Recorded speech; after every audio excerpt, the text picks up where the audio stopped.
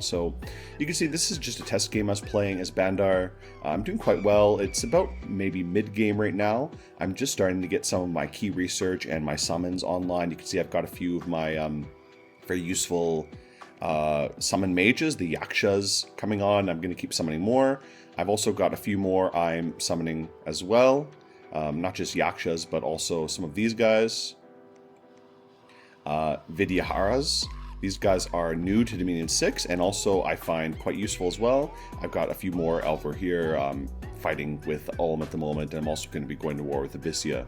But we'll talk more about this game in a little while, and I'll continue this game to reach my research kind of goals. My research goals at the moment are to get to Conjuration 5 and 6 and also boost up my alteration a little bit. At Conjuration 5, I get one of my most important research goals, which is the Gandhaharas. This is one of the very useful unit summons for Bandar and also Kimprushas, but I'll talk more about that later. First of all, let's go over Bandar-Log and what exactly this nation is all about. Alright, so Bandar-Log is a nation of monkeys. This is in the same line as the early age nation of Kailasa and the late age nation of Patala, and also inherits a lot from the early age nation of Lanka, who was the rival of Kailasa in the early age, but was, I guess, absorbed into Bandar by the middle age, because a lot of the spells and a lot of the things that Lanka had available to it are inherited by Bandar, but not shared by Kailasa. So Bandar's got a lot of things going for it. It has a lot of very powerful summons. It's a very summon-focused nation, and it has a lot of fairly decent high-strength troops. It has a lot of downsides as well. So let's get started talking about some of the basic units you're going to be using. Bandar is split into a lot of different castes. The lowest level caste of the monkeys is Markatas. These are the little tiny monkeys that are undisciplined and very, very weak, but also very, very cheap.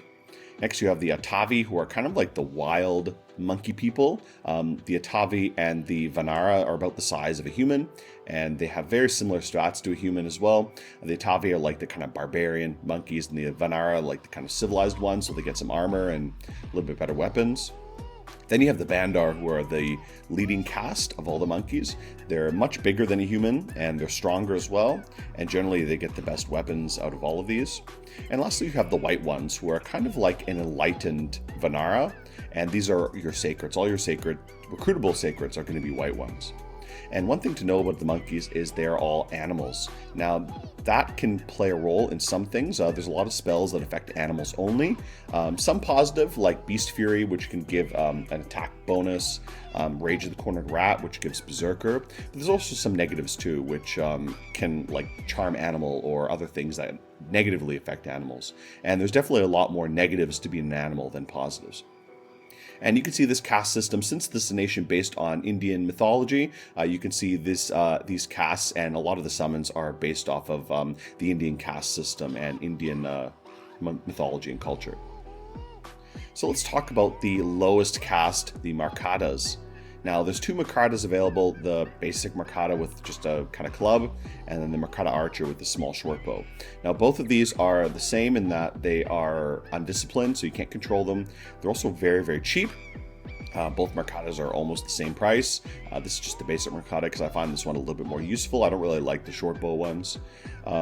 These guys just have a club and a sticks and stones attack, which is just throwing some small rocks. And now this really sucks. The damage is pathetic because the strength is very low and these guys are very small, but because their defense skill is so high, being a size 2 unit, and because they're so cheap, like 1 resource, 5 gold, really low recruitment points, you can recruit huge swarms of these Markatas, and that alone can have a lot of benefits. Just having a big Markata swarm and maybe someone behind them to bless them. For example, maybe a Nagaraja. One of the downsides of Bandar is you really lack holy magic. Your only recruitable priest is a holy one, which is not that useful. You can summon some better holy priests as well, like the Nagaraja is a holy 2 and pretty easy to get. You can use Sermon of Courage to give all of your Markatas some kind of morale boost to hopefully get them fighting a little bit better. So for example, if they get charged by cavalry, that's probably the best use of Markata dealing with cavalry charges because they'll just absorb that hit. And take the damage that your more valuable troops don't have to. You can also even try to buff them a little bit with the Yaksha, something like Strength of Giants or Giant Strength Warriors, Iron Bane as well. That can give these guys actually some decent staying power. So a mass spell for strength will buff up their attack quite a lot to make them hit very hard, much harder than their little tiny size. And Iron Bane will totally destroy the armor of your enemies, so that'll mean their little club attacks will be able to rip through basically anybody. So this monkey swarm will suddenly be no joke. So this is some kind of a meme strategy. It only works sometimes, mostly because these Marcadas are undisciplined. They're very hard to control. But if you can pull this off, it's pretty funny.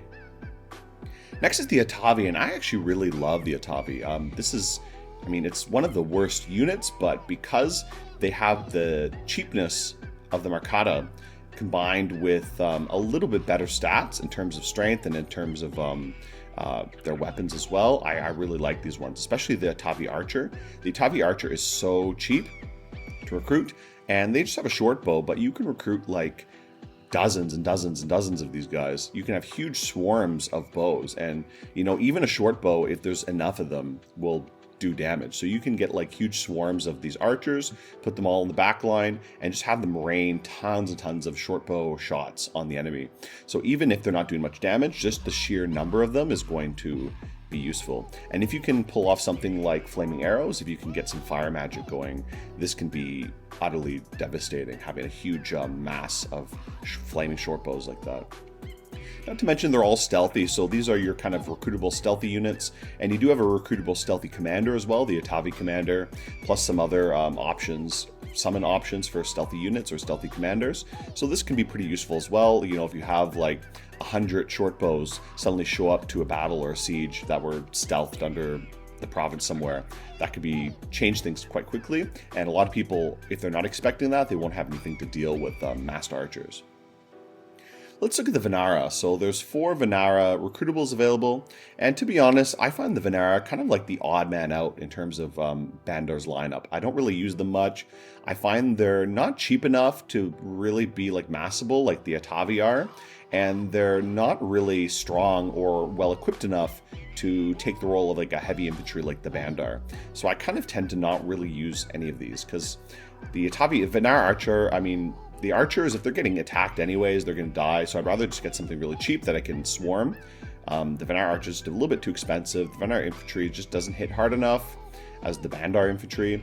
And same with the other ones too. The Chakram throw is very odd. I don't really get this guy. Maybe some people have a way to use him, but I don't know. I guess he's kind of equivalent to like a javelin. He has like a weapon he can throw and then attack. But I prefer the javelin throwers who have a shield rather than this kind of chakram thrower. So I don't really like the Vanara. I pretty much never ever use them because they're just this very odd place that's not that useful. Next are the Bandar, and these are your most useful recruitable troops. You have quite a few Bandar available. The Bandar Warrior, and actually I forgot that there's actually 2 Bandar Warriors, one with this big iron cudgel and another one with a mace and a shield. They're both pretty similar. I kind of prefer the one with the cudgel, even though he's less defense because he doesn't have a shield. This cudgel hits really, really hard, and I like that a lot. I like bashing people over the head with a big piece of metal, The other ones, like the Bandar Archer, this guy is a little bit too expensive to be that useful. He does have a longbow, so that could be good if you really want to get some longbows on your side of the field. The light Bandar Archer also has a longbow, and he's much cheaper, but he's naked, so they tend to die quite quick. However, these are a little bit spammable. if you take decent scales, you can kind of spam these guys, so you might be able to do something similar to what you do with the Atavi, but with light Bandar.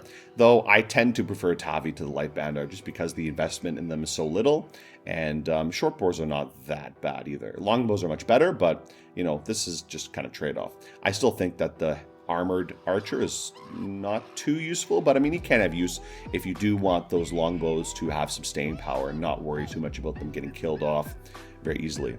Out of all these, I think the Bandar Warrior with the cudgel and the light Bandar Warrior with just a mace and shield and not much armor, they are probably your best bets. The light Bandar Warrior is a little bit more spammable because he's cheaper, and he still hits pretty hard as well. So it kind of fills the role that I feel like the Vanara should fill in that he's kind of like the medium unit that I quite like to use, and the Bandar Warrior is just hits really hard, so I love to get tons of these guys. And you can see some stats for these guys. Their strength is very high. They'll hit really hard. Now, they are size 4, which is pretty big, so they're not going to get as much attack density. So I really like the Bandar with the Cudgel, specifically because his attack is so high anyways, and the Iron Cudgel hits so hard that it kind of makes up for the lack of density of attacks that you would get from maybe the Vanara if you're recruiting a bunch of those instead. Now let's talk about your white ones. You have 2 Sacreds available, the white one just Swordsman and the white one Tiger Rider. Now in the past, I used to not like the Tiger Rider at all. I thought it was like a trap. I didn't really like to use it. However, I've kind of warmed up to it in Dominion 6. They did improve the Tiger Rider a little bit. They gave him some armor. They gave the Tiger specifically some armor.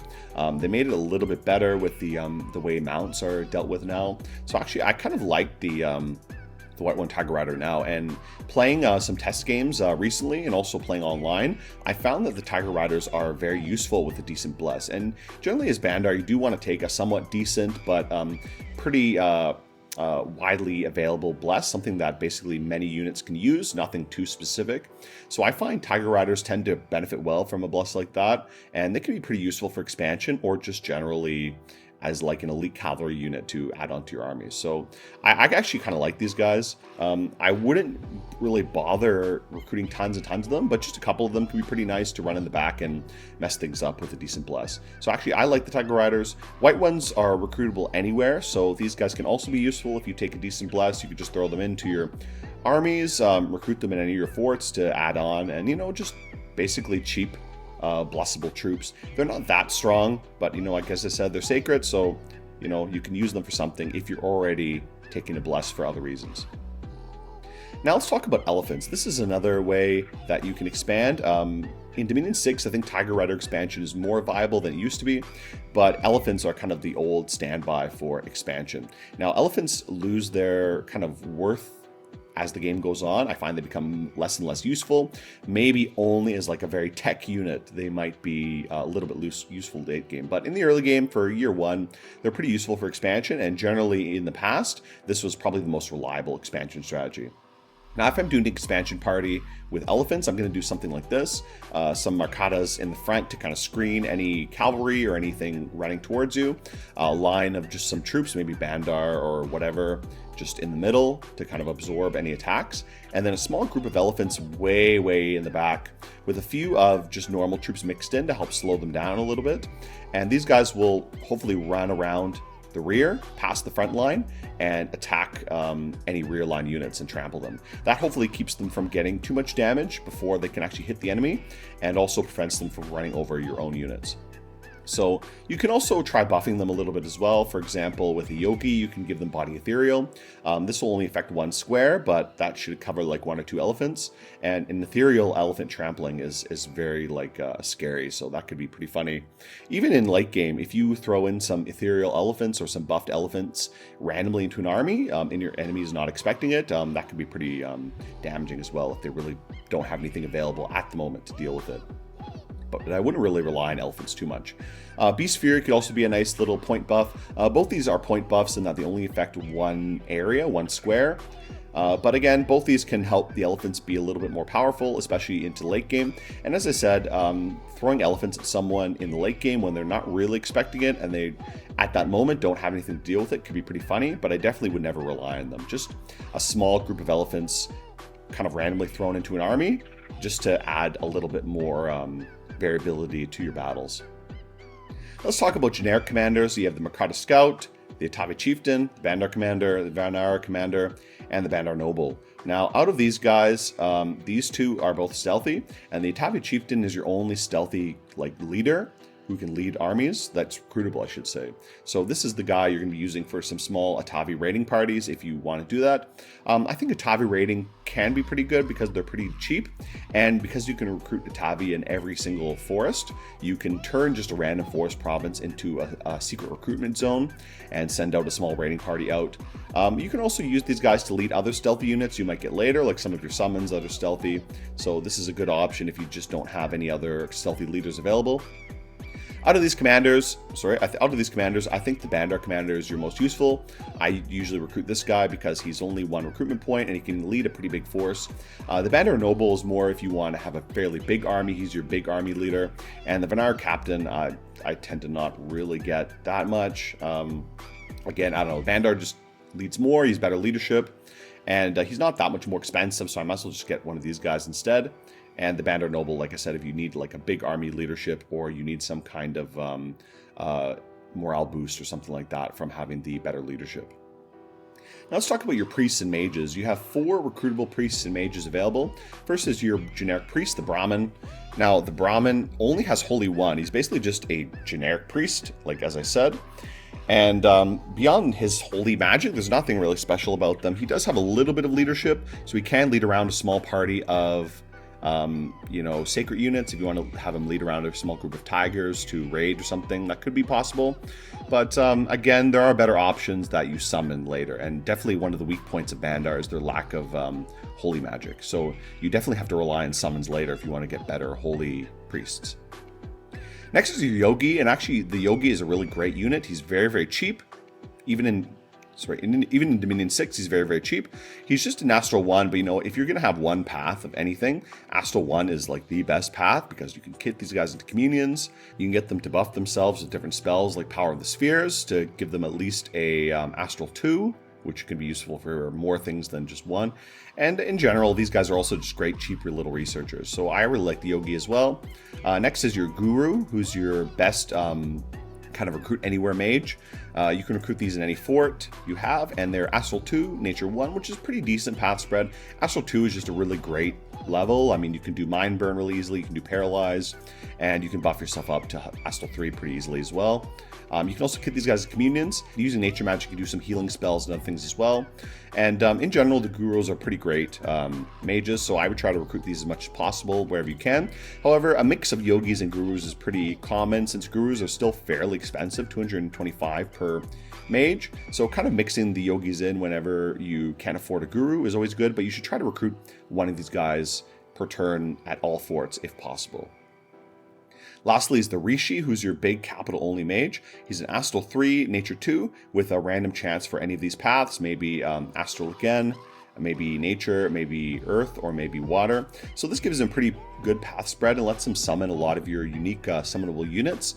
However, he's still limited in a lot of ways. One thing you can see that's really limited about Bandar is their lack of magic diversity. They have a lot of Astral, some Nature, and like very little bit of Earth Water. So if you were just looking at Bandar as a nation in terms of what you can recruit, this would probably be like the shallowest nation in the game, even more shallow magically than like Ulm is, like Middle Age Ulm is. So this would be very, very weak as a nation. However, again, as I mentioned before, Bandar is a nation that relies on its summons, and your summons are going to be kind of taking over a lot of the casting duties of these guys. One thing I'll mention is all these guys have reincarnation. Now, reincarnation is a very funny stat. This allows them to come back from the dead if they die, but it's not that reliable. They don't always come back. They have different chances of reincarnation. Like, for example, Rishi is reincarnation 50. That means I think he has a 50% chance to come back. And this will allow them to either come back as exactly the same they were when they died, so they will just come back, Rishi will come back as a Rishi. However, that's a very small chance. Sometimes they'll come back as a different unit, they might come back as a different mage, or even just like a generic unit like a Bandar troop or something like that. So they can come back as all kinds of weird things. Sometimes they might just be gone, like they'll go away and kind of join with your god, and that'll either give him a path boost of one of his paths, or it'll give you a Dominion candle in some province. So those are the kind of the most common outcomes, but it is there, and it could bring back a mage who died. So I mean, it's not bad to have, but it's definitely nothing to really build any kind of strategy on. Now let's talk about summons. Bandar-Log has a lot of summons, and almost all your summons are sacred.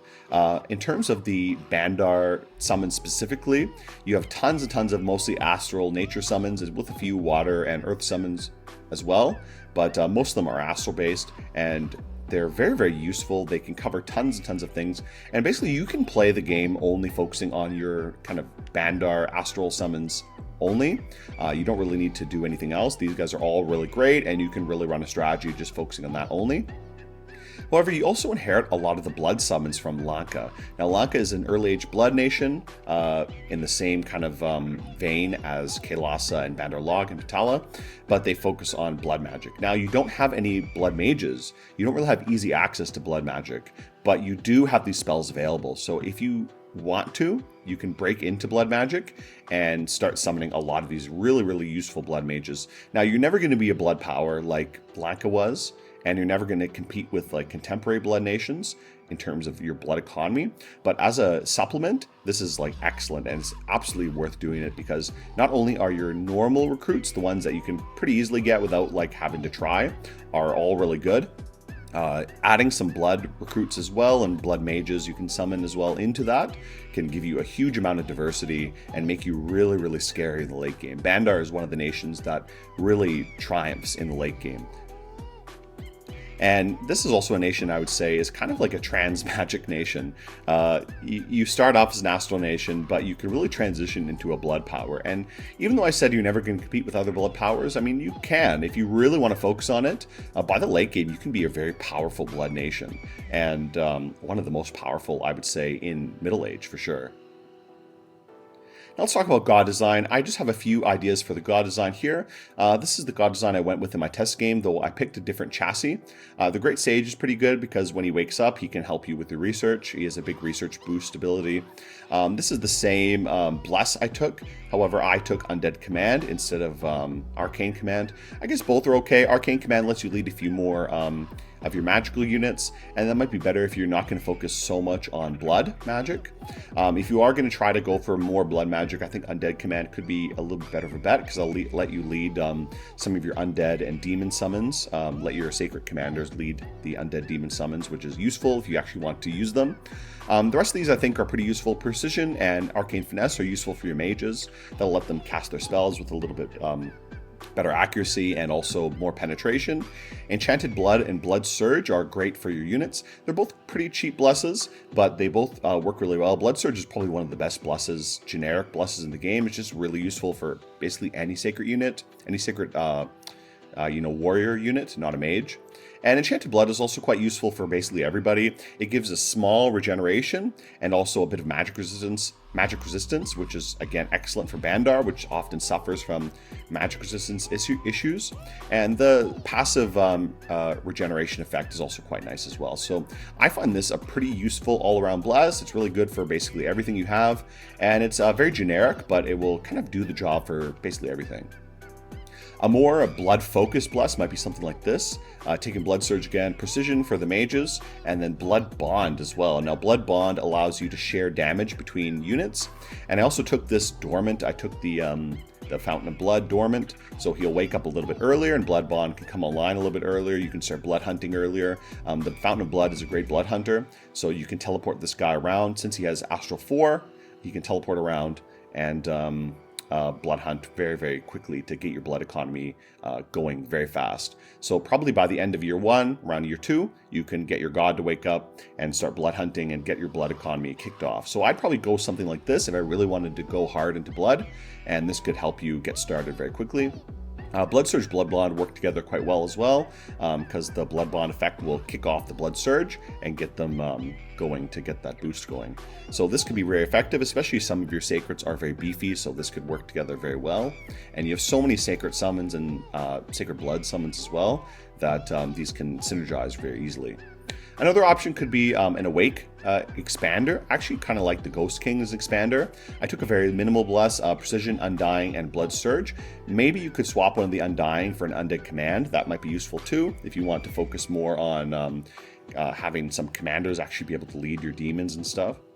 Now, this guy's awake as well, so he'll be able to start blood hunting right away. So this is also a good way to get your blood hunting going.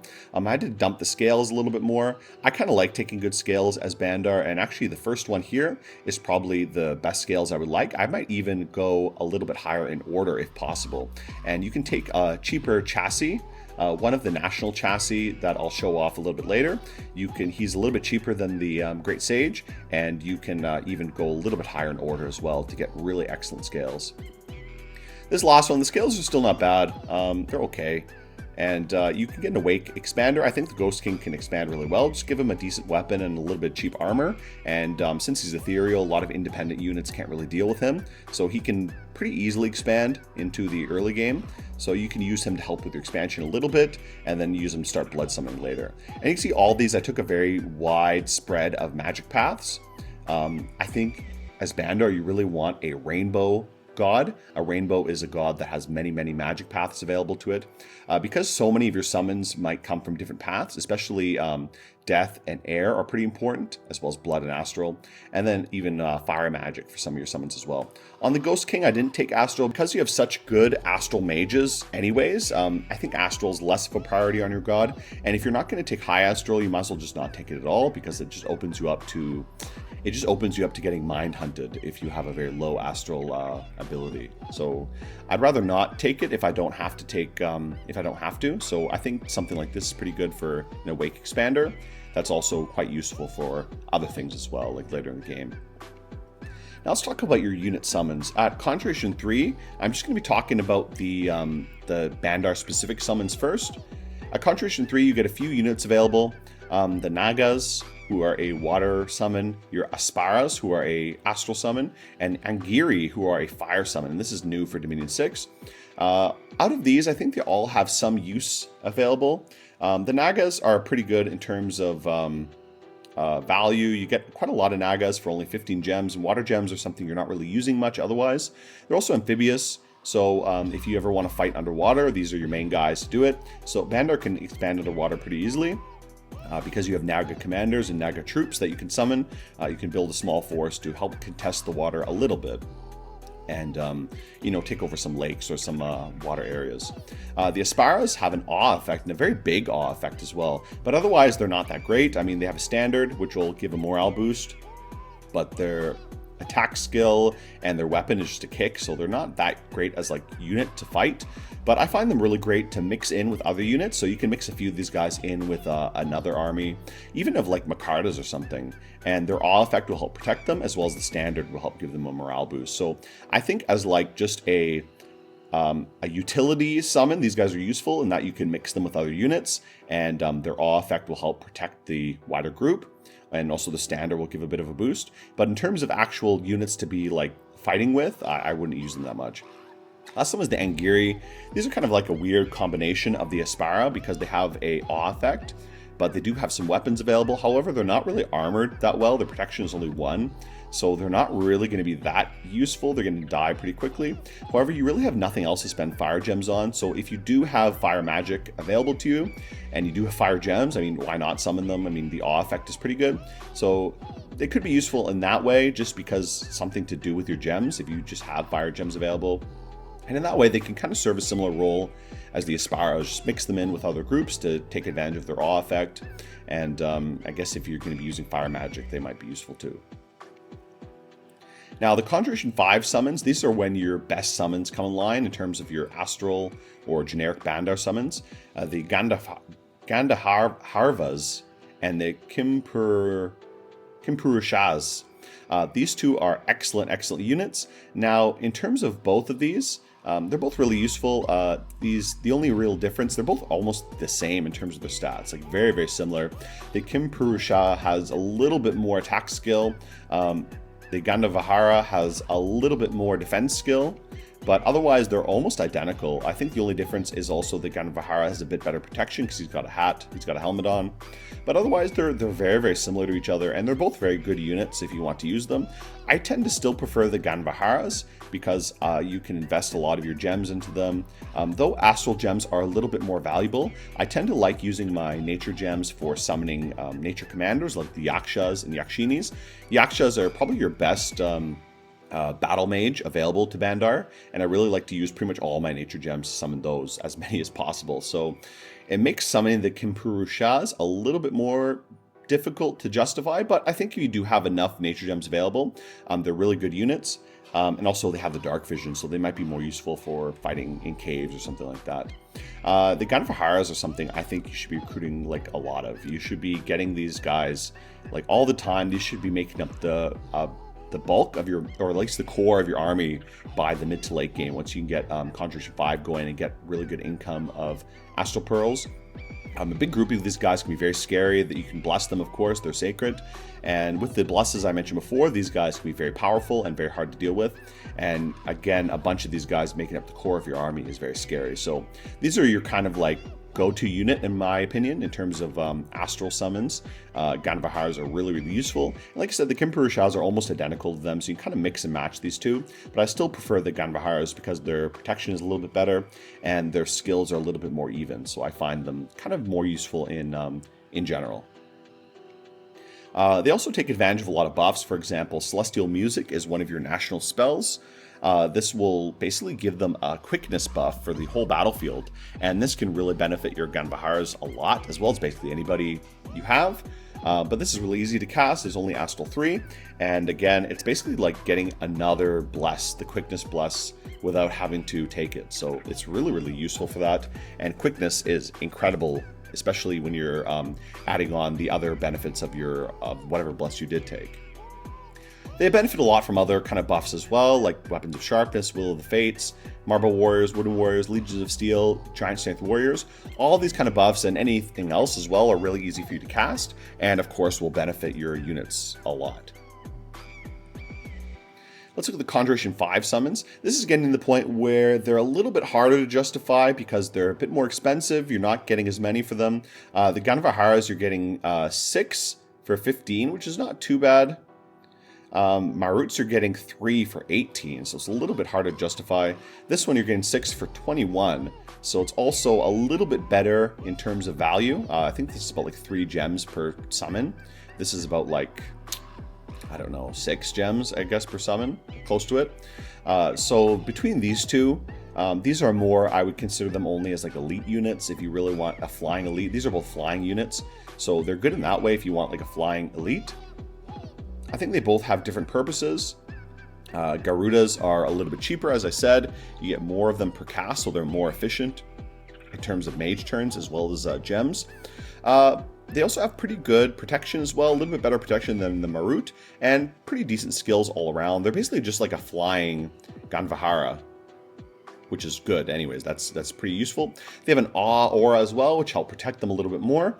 And just in general, they're pretty useful, as I said, as like a flying elite. I wouldn't get lots of these guys, but they're definitely worth to get a few of them just to fly in the back line and harass the enemy. As for the Maruts, I think these guys also have a place. They have much better weaponry and attacks. They have 3 attacks, a lightning range attack, and this demon killing sword, the Apotropathic sword. So they're a little bit better in terms of attack density, but they're less armored and in general a lot harder to justify in terms of the expense. But they're flying as well, and they also have this flies in storms as well as storm power ability. So if you can put up a storm, maybe these Maruts could be useful as a elite unit in that way. But again, it's kind of up to you. I kind of prefer the Garudas in general because they're just more generally useful and cheaper. But the Maruts can have a place, especially if you're strategizing around using Storm or things like that. Now let's talk about Commander Summons, the Astral Commander Summons. Let's talk about your first summons you'll get around Conjuration 4. This is a really key research point for Bandar. You're going to get the Yaksha and the Yakshini. As I mentioned, the Yaksha is like the best battle mage you have. Natively, they have Earth 3, which is great buff path, Nature 1, and Glamour 1, as well as Holy 1 and a random. And the random paths are these 4 down here, or sorry, these 5 down here. Either a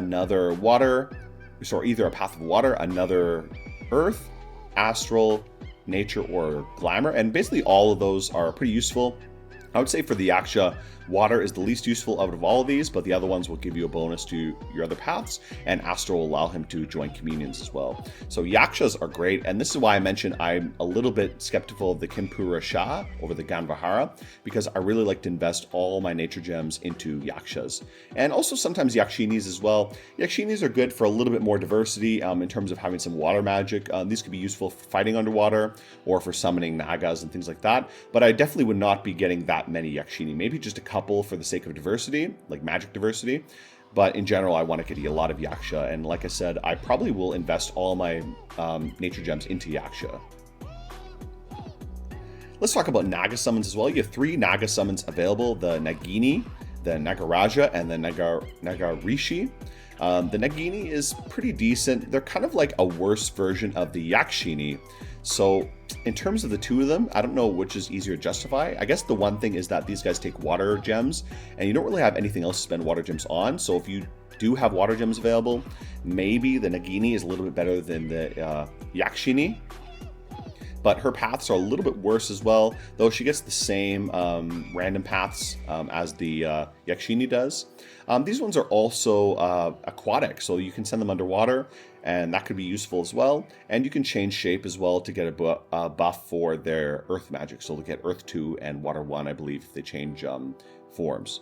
So these guys can be useful for different things as well. Again, I kind of prefer the Yakshini to these ones, but like I said, if you're limited on on nature gems and you want to save them, you have a lot of water gems available.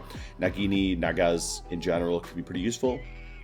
Out of these ones, I think the Nagaraja is most useful, mainly because he's a big army leader. He has good leadership, he has good magic leadership as well, and he can also be a pretty powerful thug because he's got a lot of attacks, and he's quite strong as well, so you can gear him up and turn him into a bit of a thug.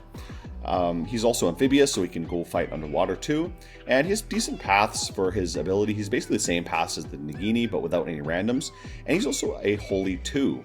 So this is the one I kind of like to use as my Holy 2 mage until I can start getting better Holy mages, because again, water gems are something I'm not really using that much, so having a good sacred big army commander with a little bit of magic ability and some holy magic is pretty useful. So I kind of like these guys as generic army leaders, especially once I can start spending my water gems.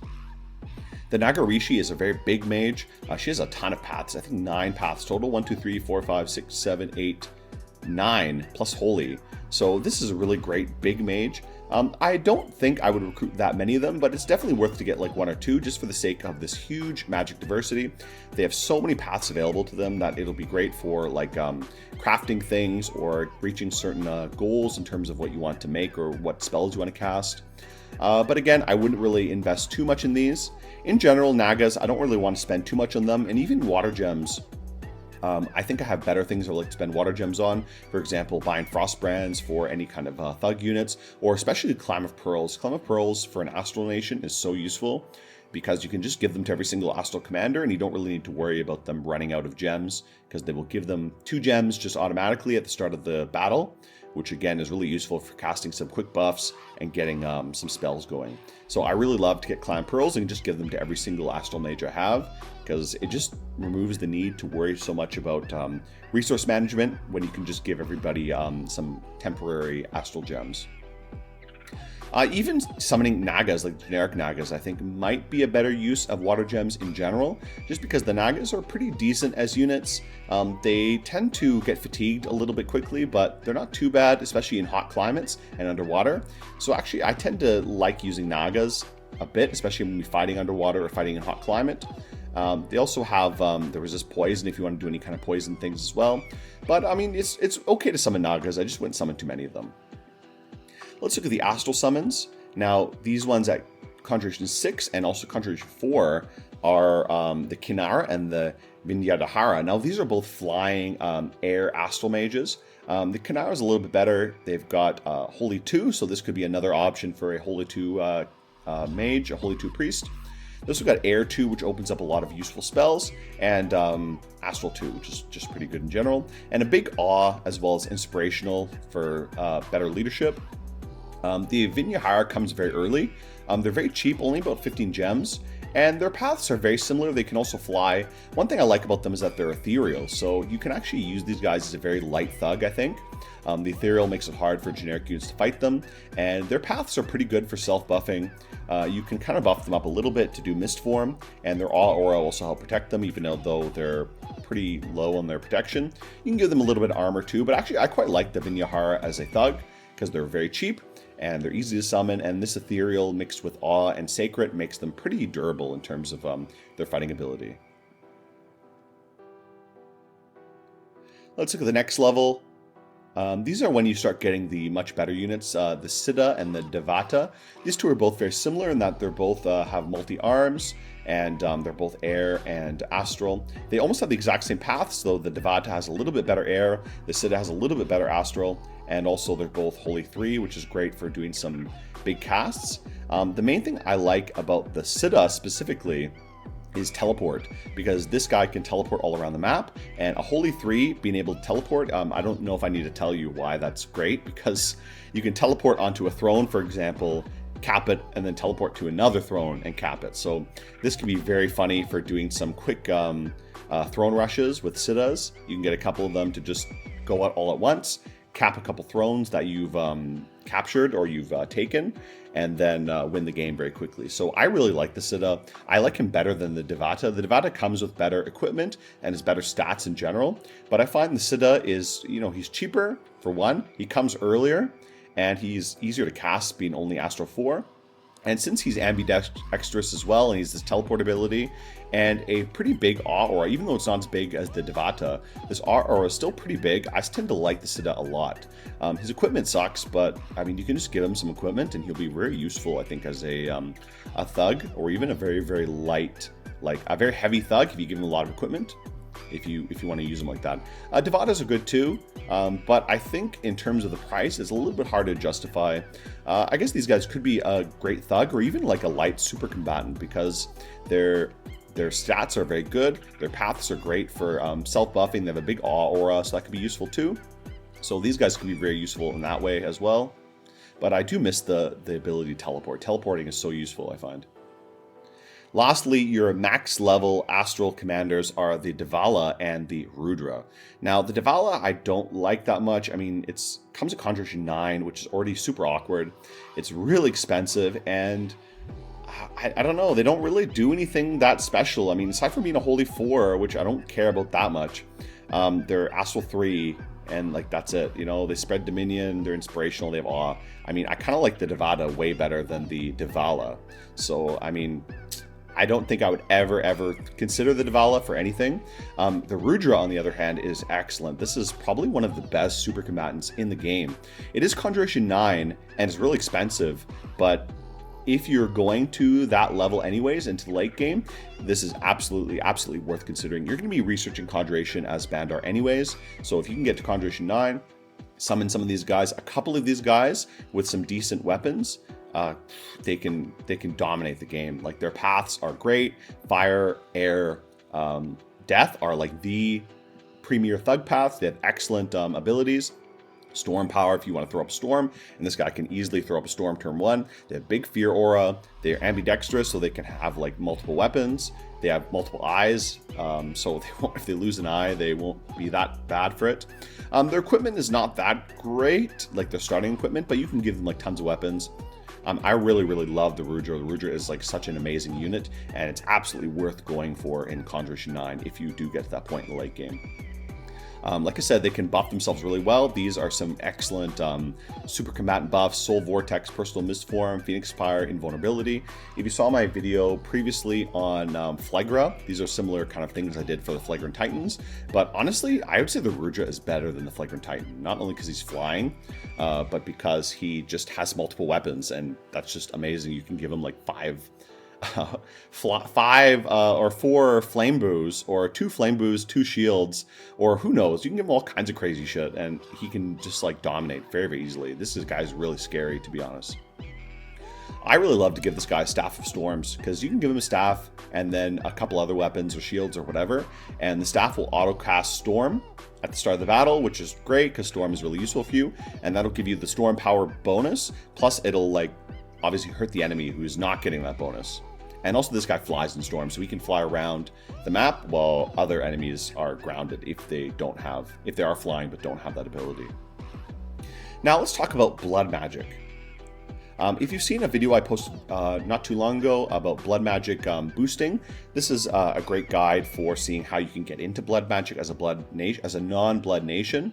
And I think all these rules apply for Bandar as well. Now, Bandar is a little bit more advantaged than the true generic nation because you do have so many blood spells available. So once you can actually cast some spells, for example, like summon Asrapas or summon Dakini, you can actually get some pretty decent native blood mages at pretty low level. But again, you can check this video out if you just want to see a little bit more about how to actually use blood magic and getting into it and some generic spells that are useful for you. I mentioned the Asrapa is a really good way to get into blood because this comes at really early in the game, blood 3, and it's really cheap, only requires 8 slaves. You can just get some scouts or commanders to blood hunt for you, get a couple slaves together, summon this, and then use something like Divine Name or Gift of Reason, which are also very easy for you to cast. 20 gems for Gift of Reason will turn a unit like an Asrapa into commander, and when one of these is turned into a commander, they get a blood path as well as a holy path, so that'll actually allow them to start blood hunting way more efficiently than just generic scouts. And honestly, this is way more efficient than trying to empower a generic commander because it's a lot cheaper, even though it uses multiple different gem types or different paths to do it. But I actually like this a lot for breaking into blood magic. You also have some blood heroes in Dominion 6 that are quite useful, so those could also be a way to break into blood as Bandar-Log. And just Asrapas are also decent as just units in general. They have chaos power if you're taking Turmoil, and they have a berserker, so that'll help them, fight a little bit. This Athame blade will also drain energy, so they're a little bit more durable than they look, even though they look like a naked woman. Let's take a look at some useful blood troop summons.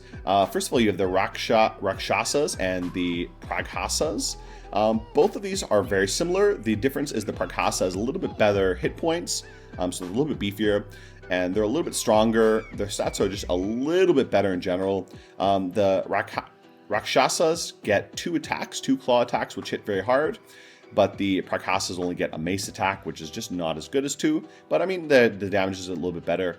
The main difference between these is the Rakshasa is very cheap, but you only get 3 of them per cast, and it costs 1 blood. The Feast of Flesh, you get 18 Praghasas for 50 blood mages. It does require a blood nature crosspath, which is not something that's easy to get, but maybe on your god you can do this.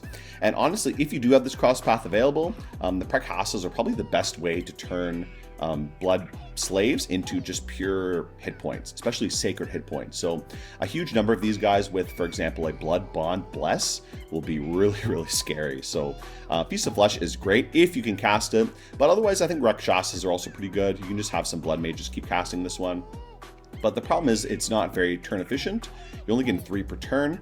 And you do need to devote like a blood 1 mage to do this. And as Bandar, you're not going to have that many blood mages just sitting around. So it's a little bit harder to justify some of these units. I kind of like the Feast of Flesh because it's way more efficient. And if you can get this crosspath available, you can cast this like a couple times and get a huge number of just like beefy sacred hit points. Next are the Rakshasa Warriors and the Shambhalas. I like the Rakshasa Warriors quite a lot. They're also quite cheap. You get 5 of them, so a little bit more efficient. They're only blood 2 to cast. And they're basically just like a Bandar warrior, but a little bit better, a little bit stronger. And also sacred as well. And they also have this chaos power too, which is quite good. So I quite like these guys as well. They're kind of like a bigger, a little bit better sacred Bandar warrior. And that's pretty good as well in general. The Shambhalas are really interesting. They have a stealthy ability, so these guys can actually be stealthy raiders if you want to use them as that way. They have dark power and chaos power, so these can be useful for fighting in darkness, either if you cast darkness somehow or if you want to fight in the caves. And they come with this Moonblade, so they can be a very useful anti-elite troop. A lot of elites are magic beings, and the Moonblade attack they have will do tons of extra damage to magic beings. Next we have the Daita and the Danavas. These two come super late, blood 8, and I tend to not really like either of them for Bandar. Maybe in Lanka they're a bit more useful because you're going to be focusing way more on blood. But for Bandar, I'm not going to be devoting entirely to blood, so probably blood 8 is pretty far away for me in terms of research. I'm not going to be reaching this for a while. Out of these two, the Divanas is clearly better. They have multiple attacks, multiple weapons. They have chaos power, they have a big fear aura, and are just generally a little bit better. They're also a little bit bigger too, which is nice if you want a big giant unit. So if you ever are going to Blood 8, I guess the Divanas are kind of useful, but I probably would not even really worry about this that much. Now let's talk about Blood Commander summons. First you have the Dakini.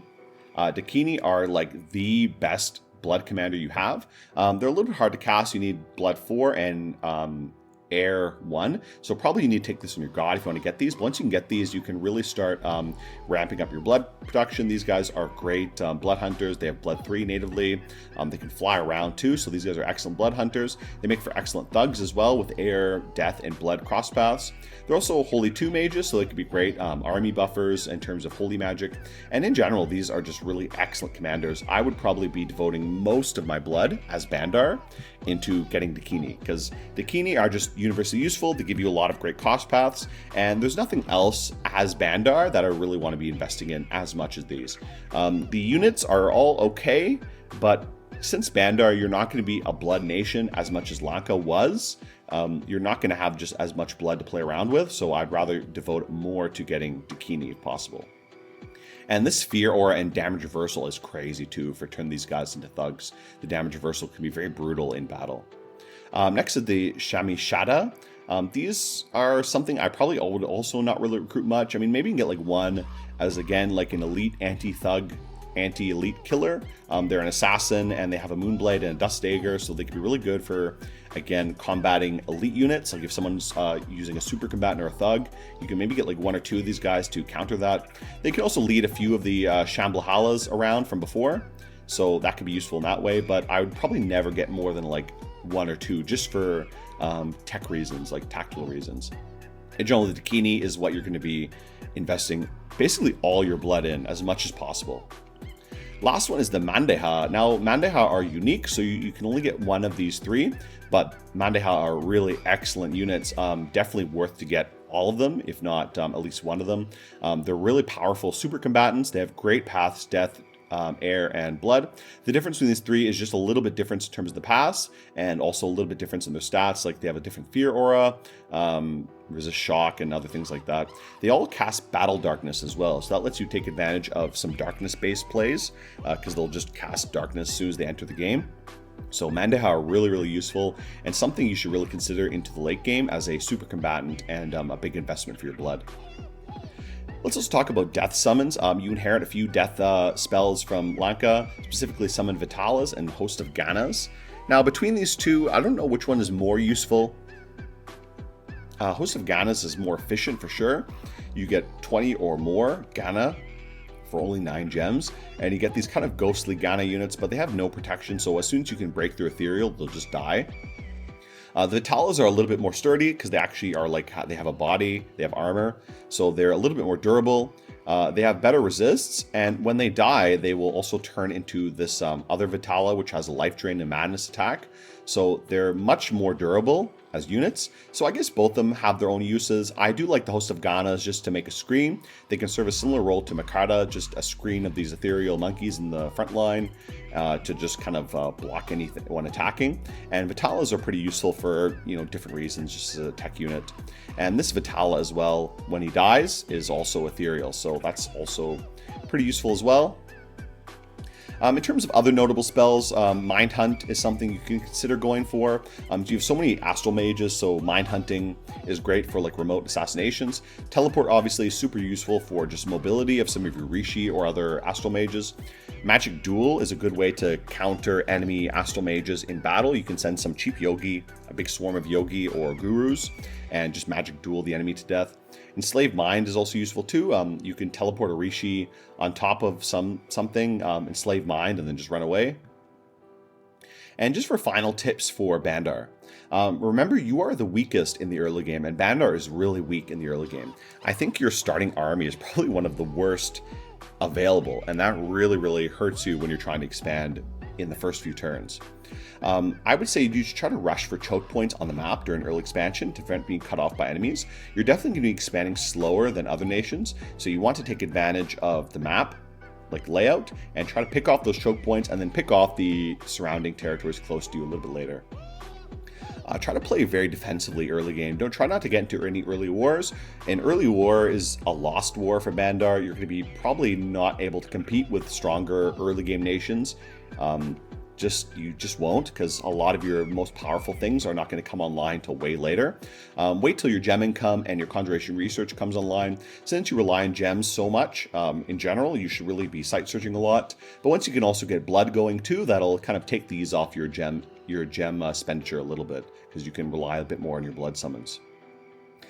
Try to use point buffed elephants and Mercata swarms to cope in early wars. So in early war, doing some of the point buffing I mentioned before, like body ethereal on elephants or just swarm Mercatas, can really help a lot.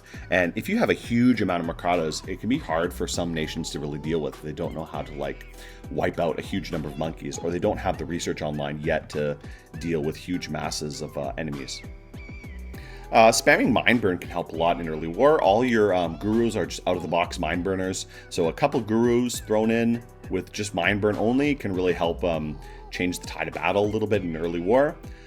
Recruit cheap yogis early on. Get a few yogis if possible, and even though you want to switch to gurus later, I think getting yogis whenever you can, if you can get them, is pretty good as well. And one thing I would say is if you take a decent Bless and higher Dominion, Tiger Riders can be very effective early game. I find Tiger Riders pretty good. They're not as good as some other Sacred Cavalry, but they're actually quite good in Dominion 6. So I would definitely recommend trying them out if you've not really used them much for expansion before. Okay, and here we are back in this test game I was playing before. You can see we're kind of into the mid game now a little bit. I've expanded pretty well. I'm currently at war with Ulm. I don't know if Ulm does have another fort, so I have to go take out that fort as well. He's kind of expanding in this direction, so I'm going to try to push down with this army and go attack him.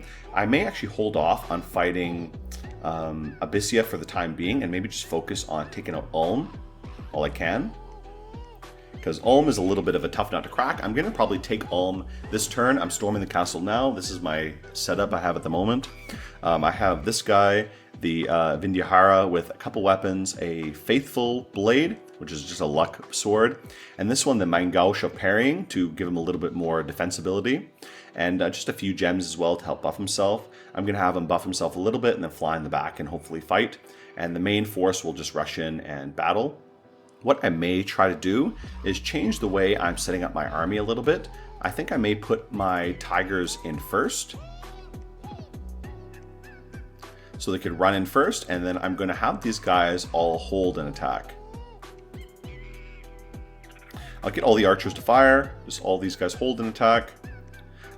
The tigers have pretty good attack ability, so they'll be able to rip apart the gate. The gate is always a pain when you're fighting in these big battles, these big fort battles, because it gets filled with the units and you tend to even lose. Even though you have a huge advantage, you might lose because you just get stopped at the gate. But we'll see how this battle goes. I hope that will go pretty well. In terms of everything else, I'm attacking... Oh, I don't want to attack Satis, so let's actually go down here. This guy's just sight searching a little bit. I have a few other guys around here.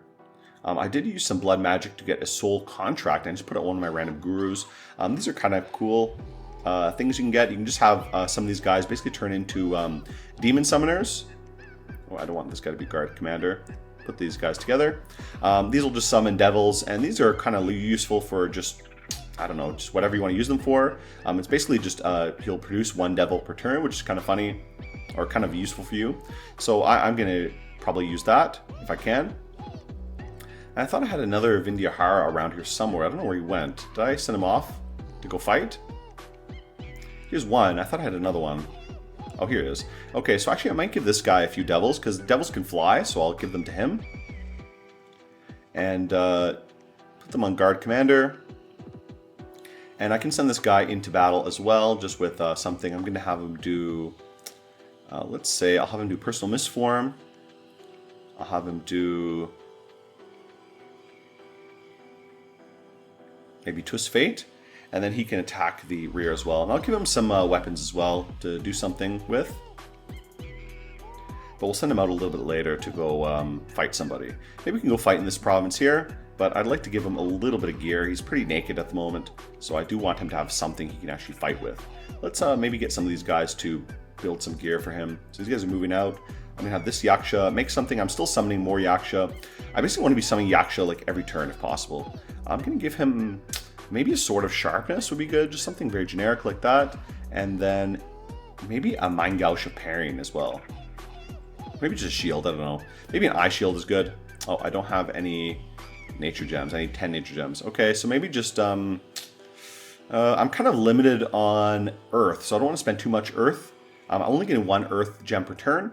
My gem income is pretty good. I'm getting 7 Nature, 7 Astral, and I've been saving up Astral Pearls for a long time because once I get to Conjuration, what is it? Conjuration 5, I'm going to start summoning tons of Ganvaharas if possible. But you can see here what I said about the Kimpur Shahs. Even though they're pretty good, I'm just spending so much of my nature income on Yakshas that I think I just am not going to be using them that much. But let's end the turn. There's not much else to really do here. I'm going to see how this battle in Ulm goes, and I'll see if I can take it.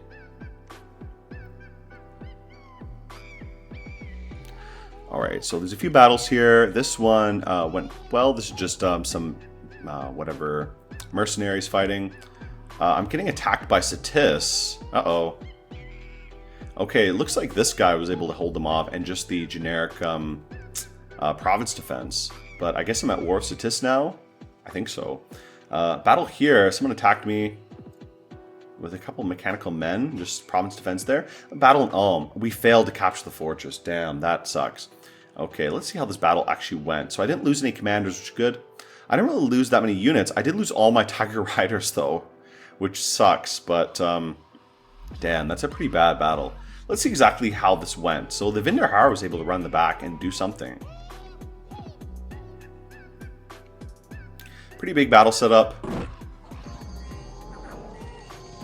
Looks like the Tigers ran into this line of spears and just died. So maybe what I'll do instead is send the Bandar in first next time and just do the same thing again. You can see why this massive short bows is so useful, to be honest. And where's this guy? Did he go in the back or did he fly away? Oh, they're all running. They're all running, okay. Damn, that sucks. Alright, they lost a lot of units though. I don't know if they'll be able to deal with another battle like that. Okay, where are they? They all retreated from the capital. No! Oh boy. Let's get these all guys to go back. There, jeez Christ, that was such a pain in the ass. Okay, let's get this guy to keep going around. Okay, come on, pick up these units again, please. Jeez, a lot of them died. Wow. A lot of them died, I guess, on retreat. That sucks. Okay, so let's just put these guys back there. I have another army somewhere. Do I have any other armies around here? I have this one. They're just kind of poking around. And Satis is attacking me, so I guess I'm going to try to fight Satis, I guess? I don't know. Oh, this is the army I was moving out with. And I was thinking of attacking Abyssia. I wish he'd let me through. I guess I'm going to go south here and go attack Ulm for the time being. But let's see if I can get a deal with Abyssia. I don't know if I really want to fight Abyssia right now. I want to deal with Ulm, just take him out. And maybe I can make a deal with Abyssia for the time being.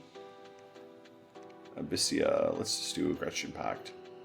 I'd like to deal with Satis and Ulm, and then Pyrene and Abyssia can just do whatever. And I think, is that anyone else in the game? I haven't found anyone else, I guess. Alright, that's pretty good then.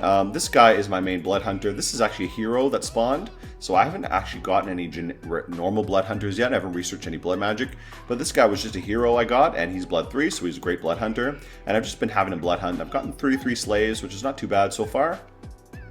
Ooh, wow, oops, I should change my recruitment. Let's reset recruitment here. I need to remember that. I forgot that on for a long time.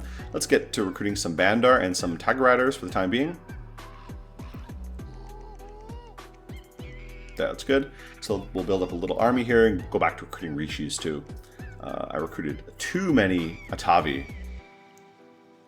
And I got a commander at least. Let's give him these guys. You have 150 Gs, 150 archers. That's way too many. Holy shit. Let's put some of these guys back, like half of them back. 79 is more than enough short bows. These Atavi archers are so cheap that it's like it's just so easy to recruit tons and tons of them. And oh, okay, I got another Yaksha. I may send these Yakshas out in a little while. I'll give them research for now. I might have one of them join this guy. Let's maybe get this one to join. Yeah, these two can go out together. These are pretty good paths for them. But they'll go out a little bit later. And this guy is like dying. What the heck's wrong with him? Alright, this guy is... Oops, don't want to do that. Oh shit, I don't want to do that either. Battle in Ulm. Okay, we defeated their forest, that's fine. Battle in Tridar. Oh, beaten, okay. Battle in Baltimore. Conquer by forces, that's great. Okay, battle with Ulm again. I'm going to keep pushing on Satis over here. Where is he? Where's that army? This army against Satis. I don't know where Satis is. Here's one of his forts. I guess he crossed over from here somewhere. He's got no other like paths over here. This army's getting a little bit weakened, so I need to be careful where I send them. I guess I'm going to send them to these lion tribe, and maybe they'll attack this fort on this throne here. I don't know what throne this is, but someone took the throne of pestilence, which is terrible because I'm getting diseased absolutely everywhere. Alright, let's send these Bandar over here. Maybe we'll send an army out pretty soon. Maybe like one more turn of Bandar and Tiger Riders. That'll be pretty good for these guys. Another big army moving south. Let's send all these guys down. And you can go here. Alright, let's get this guy to build a fortress. Okay, geez, this battle with Ulm is not going well at all. Alright, I think one of these guys actually yeah, let's recruit Bandar Band again. And I'm also going to recruit Jahabra's archers. Let's recruit them right here. Like, why not get more archers? More archers is always good. Let's get those guys. Okay, so pretty good. Everything's going okay so far. This guy, I need to actually get him move around. I'll maybe send the Rishi up here as well. He can do some astral spells. But I'm just having him site search for the time being. I'll get this army to move out a little bit later. Okay, everything's going pretty well. Don't need to do too much around here. What is my research at? Conjuration 4, finally. So that means I can start summoning Ganvaharas. Let's see if I can get a few of those guys. Oh, can I not get it yet? Oh, okay, I need to get Conjuration 5. Sorry about that. So yeah, Ganvaharas come at Conjuration 5. So after I get this alteration level, then I can start researching Conjuration 5 and get Ganvaharas. So that'll be later. That'll go for that. Okay, that's pretty good. Not much else to really do here.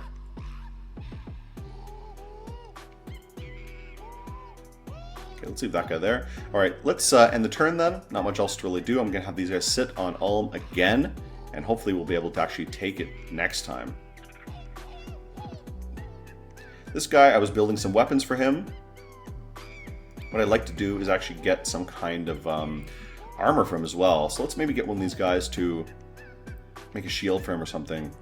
Let's give him a lucky shield. That'd be pretty good. Cost some of my gems. What? Oh, yeah, I forgot it's glamour now. Shit. Okay, let's give him something. I don't know what we can give him. Maybe I'll get one of these guys to make a eye shield for him. Oh, let's get the Rishi to make it. Yeah, let's make an eye shield for him. You can just research. Later I can summon more Yaksha when it's possible as well. And then I'll send this guy out as another little raider as well. Let's give him some more demons to be a little demon group for him.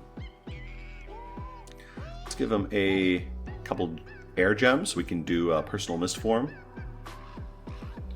Okay, and I should get a commander in here as well to help lead these guys out. I don't know if this guy, can this guy command anything? He can command 50 undead only, so no, that's not good. Alright, let's end the turn here. Let's get this guy to site search as well. I should be remembering to site search all the time if possible. This guy's building something. This guy I will send out. Maybe I'll send this guy around to help assassinate a little bit. And this army is pretty small, but they will work their way around and maybe raid a little bit into Satis. Let's end the turn here.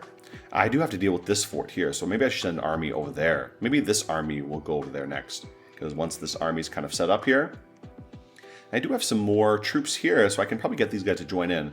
Let's maybe, for one turn, I'm going to recruit a Bandar noble, and I'll recruit some of these guys here. I think I may just get more Bandar, I don't know. Get elephants. I wonder if I should get some Bandar archers. That'd be a good idea. Let's do that for like 2 turns, and then we'll send these armies out to meet up later. All right, that's pretty good. So I'm going to end the turn here.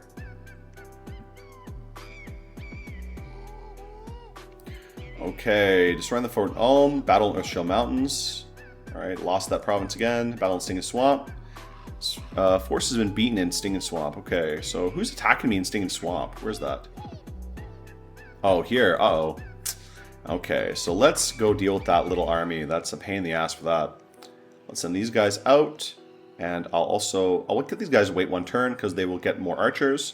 I'm going to send these armies out now. These guys are pretty well equipped. And the rest of them will just give them like more archers, I guess. Like, why not?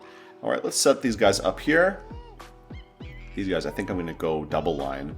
And the Tiger Riders can just run around the back.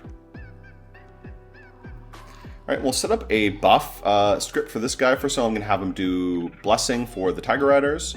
And then we'll do some other things. I have a few other things researched now. Moz the Earth is pretty good. Group Stone Skin might be nice. Curse of Stones might be useful. It does cost a lot of gems, which I don't really have that many Earth gems. I need to start searching for Earth. So maybe I won't do that. I think we'll do Temper Flesh. Destruction could be good. So this doesn't have much armor. I think I'm just going to do Group Stone Skin a few times.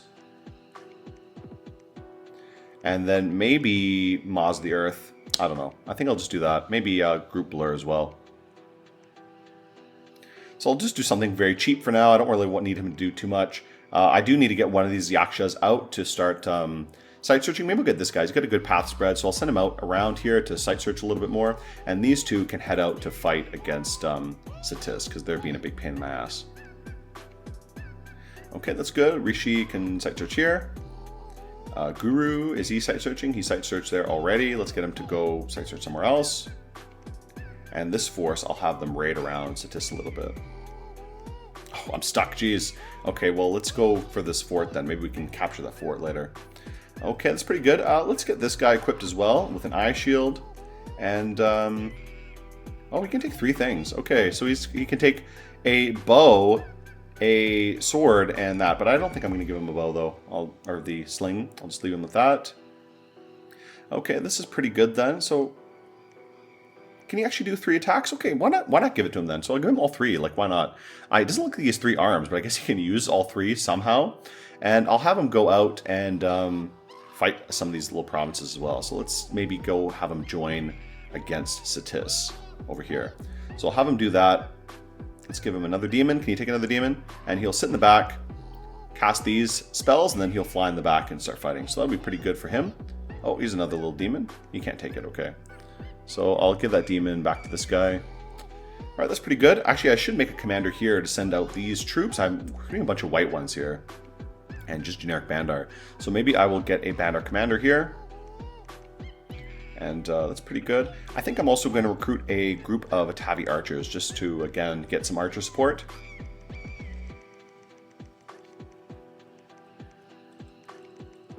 I need to remember to shift click, because when you click too many times, you it's just annoying. So that's pretty good. That'll be good for next turn. All right, so that'll be another little force going out soon. And did Abyssia ever respond to me? No, okay. And my god is still not woken up yet, so maybe I'll send another missive to him. I don't really want to fight Abyssia right now. Okay, let's end the turn here. Okay, a lot of battles. No magistrate is found. Some slaves. There's a battle in Belgor. Beaten by this force. Damn, things are getting tough now. Defeated the attacking force. Okay, that's good. Battle in Karnag. Okay, yeah, I'm getting pushed by Satis a lot now. I gotta go deal with this. Defeated by Satis. That sucks. Okay, alright. Damn, okay, this is becoming a big problem. Oh, this is where I was building a fort as well. That sucks. Damn, bro. Okay, this army can move in. Jeez, Ulm is like going everywhere. What the fuck, Ulm?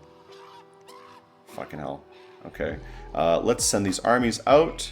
Let's go deal with Satis a little bit. This guy can get more archers here. And I should actually stop recruiting these nobles. Go back to recruiting these guys.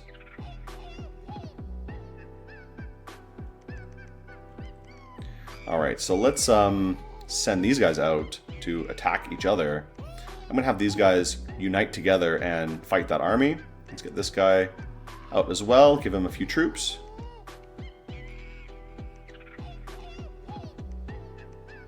Okay, that's pretty good. Let's make a line of these guys, a line of these guys. Actually, you know what? I'm going to put these guys double line over here, and maybe these guys will also be double line here. And then these guys can just stay in the back and fire.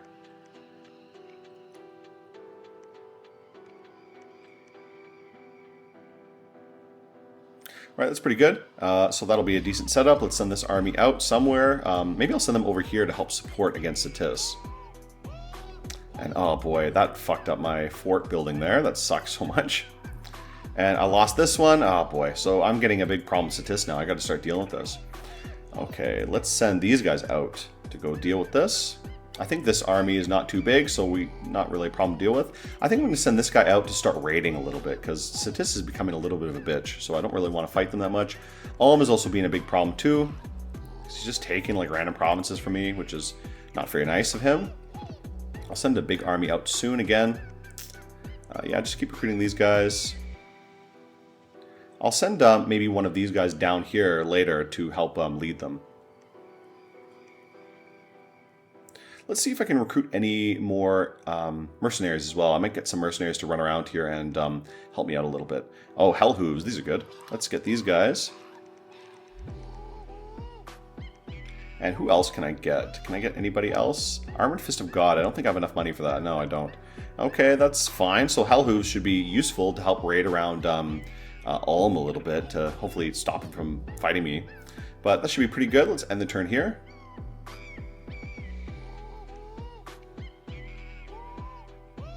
A lot of battles with Satis. No magic sites found. Okay, that sucks. Battle here went well. Battle here lost. Battle here went well. Jeez, I'm just playing like peekaboo with these Satis fighters. Okay, conquered by these guys. That's good. Let's see how this battle went. I want to see how this guy fights. Demons lost, but that's not really a big deal. Okay, he flies in the back and just snipes the commander. Yeah, there he goes. And then these guys can run away very quickly. Alright, good. Let's exit out of here. Battle here. That was that one. And battle here. Again, just against province defense. Okay. Good, good, good. I got the hell hooves. Where are they? Let's get these guys to start raiding around. Deal with Ulm a little bit. And geez, I'm getting like back and forth with this. Let's just fight this army here. Let's get these guys to come out over here as well. Where else am I fighting? I'm losing these provinces here, so I got to get another army out here somewhere. Can I? Geez, where's all my money being spent? Jesus Christ! I guess just on upkeep for all these guys. So let's see if we can do another battle here. Let's attack, storm the castle, so I can actually use these units for something else. And let's set up the battle a little bit better this time. Who's in front? Who's in the front line? Bandar. Okay, let's get these guys in front. That'll be good. I guess that's fine.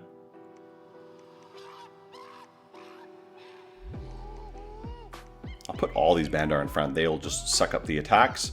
And maybe I can get some of these Yakshas to do something. I don't have any gems for them to do anything useful, though, which is the problem. So that's a little bit annoying. Okay. I'll send these guys in too. I don't know what these guys can do. They don't do anything, I guess. But I'll leave them here, I guess, in Ulm. Okay. I would wish these Yaksha could do something, but I don't have any gems for them. If I can send them gems, maybe I can do teleport gems. Let's do that. I might wait one turn to cast a ritual spell. Do I have teleport gems yet? I do, so perfect. Let's give this guy some earth gems. And I'm going to teleport the gems to the Yaksha.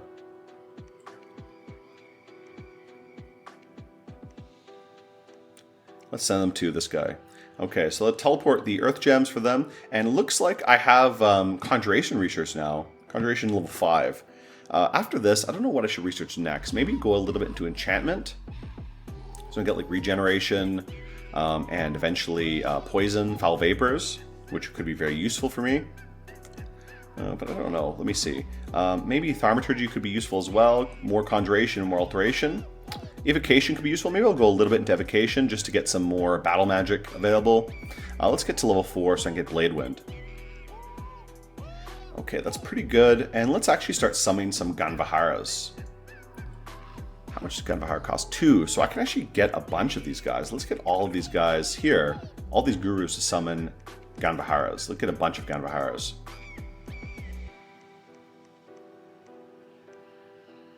Okay, we'll get tons of Ganvaharas. That's a huge amount of my saved Astral Pearls, but that should be great. And I'm actually also going to summon another Yaksha.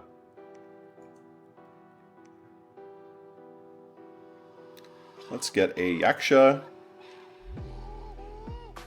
Okay, that'll be great, and that'll be giving me a big army of Ganvaharas. I'll get maybe a leader for them as well. Who should I summon as a leader? Can I summon any good leaders for them?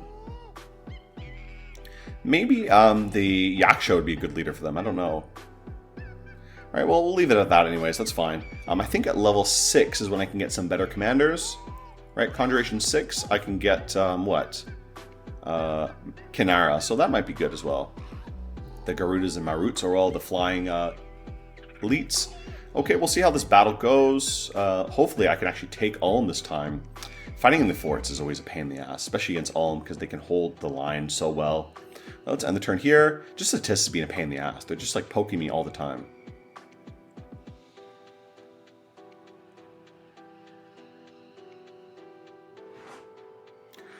Battle in Darkwoods, no problem. Just the mercenaries. Battle in Evermark. Okay, again, just random province. Battle in Ard. Okay, alright. Oh, they, damn, they took that one. Did the Vandahar escape? Okay, he retreated successfully, that's okay. And let's see here, battle in Singing Swamp. Good. And battle in Ulm. We captured the fortress. Great, great, great. So this battle went way better. Let's take a look at this battle. Much bigger force here. Oh, the Tigers ran in first again. Uh-oh. I guess just this time it was enough to deal with it.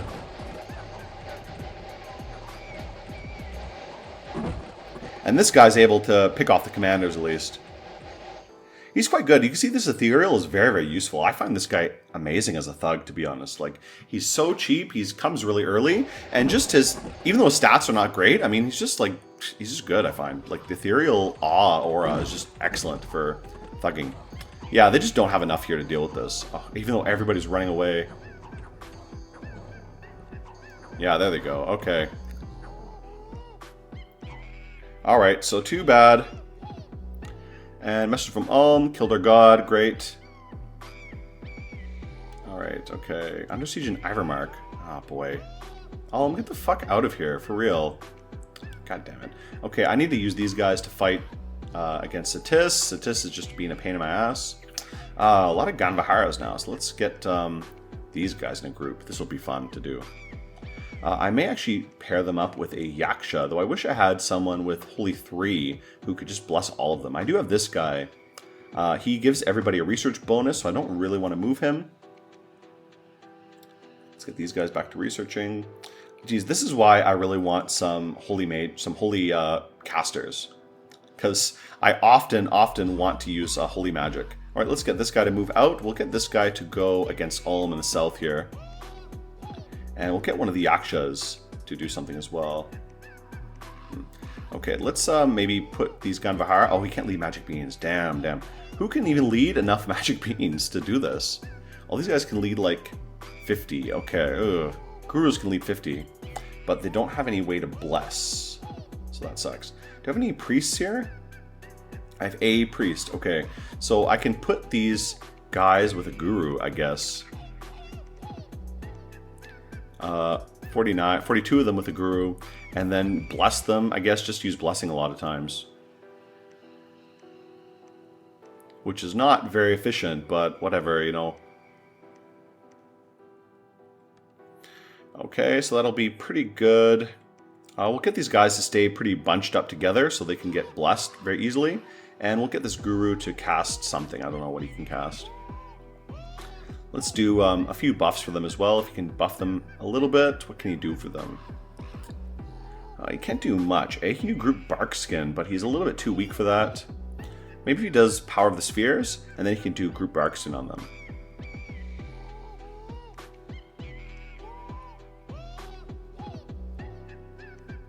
And then just cast whatever spells. Maybe cast Mind Burn. Alright, I'll give him a couple gems. What I should be doing soon is start making some Climb of Pearls, if possible, to start supplying these guys. Okay, let's hold an attack, closest enemy. And we'll give, we'll send another army out as well, some archers. Let's get these archers here. Double line here, they can just fire. You know what, let's get the Ganvaharas. Oh, okay, I can't do any more than that. So he can't do many formations. That's okay, though, anyways. Doesn't really matter that much. We'll send these guys out. So one... Oops. First of all, let's get all these guys to research again. 1, 2, 3. This guy can go right here and bless the Ganvaharas a bunch of times. Okay, that's okay. We'll send these guys over here to go deal with Satis. And I may see if I can build up some more units. Okay, this is such a pain in the ass right here. Is he gonna build anything while under siege? I guess not. Alright, well, he can search for sites.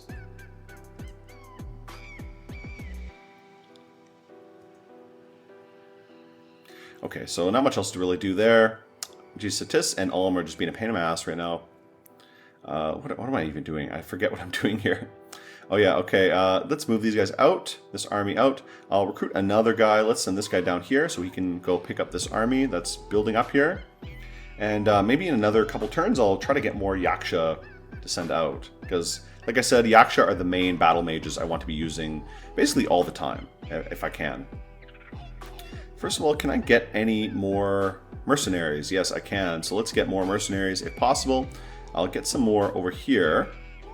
Now, this army here, Baltmoor, I think they're going to move on to Haman. So what I think I'm going to do, I'm going to do something cheeky and do like a PD dump. And right here, I'm also going to recruit the Knight Errants to help raid against Satis a little bit. Okay, that's good. Hopefully that'll be enough. I don't know. I'm going to also send a missive to Abyssia again to get an aggression pact, but I don't know if they're willing to do that or not. Okay, that's pretty good. Soon I should start researching blood magic. So actually, I think I'll go a little bit into blood magic too. Let's go to blood magic, whatever, after I get my evocation done. Okay, pretty good, pretty good. Let's end the turn here. Puddle and Scraw Point. Okay. Yeah, it went pretty well there. Under Siege and Ivermark. So destroy the walls. Okay, good, good, good. Everything going pretty well. Let's send these guys out to keep raiding against Ulm. And these guys can start raiding against Satis. And these guys can start fighting against these guys. Oh, this is what I remember this guy doing. He was supposed to search for magic sites. Okay, this guy is who? Let's send him to the south. And I wanted to give him a priest, right? I needed someone to come with him. So let's get this guy to search here, and then we will get these guys to move against Ulm in another turn or so. Alright, so I've taken Ulm. Now I can move these armies out and deal with the rest of Ulm. Ulm proper, I guess. So let's get these guys to move out. Maybe I'll split this force a little bit.